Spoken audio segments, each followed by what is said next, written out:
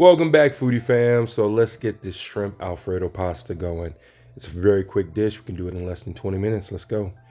First, you want to do is add some onions. Now, you don't need to have onions, but I like having onions.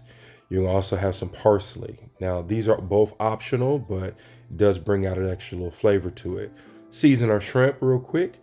We're going to cook down some butter, or you can just use some oil. And we're going to put some color on our protein. Once we finish that, we're gonna put our onions in the pan and we're gonna cook them for about 2 minutes and deglaze it with a little bit of white wine. And after the wine is reduced down for about a minute or so, add some heavy cream and our Parmesan cheese. Once we do that, we're going to add our parsley and then our noodles and toss it in. So this dish is very, very quick. It does not take long.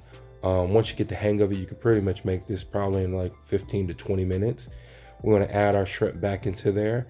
And if you want to actually loosen up the pasta, or you want a little bit more sauce, you can add a little bit more cream in there, or you take a little bit of the pasta water and add it to it, and this will help it out even more.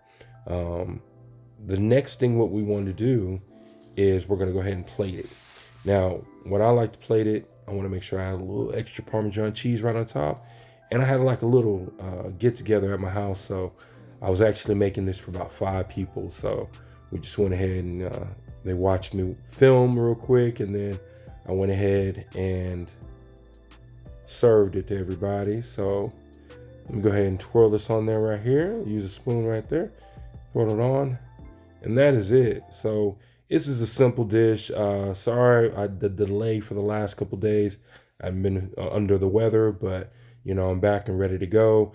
And this is a quick 20-minute dish, great pasta recipe, and let me know what you think. Enjoy.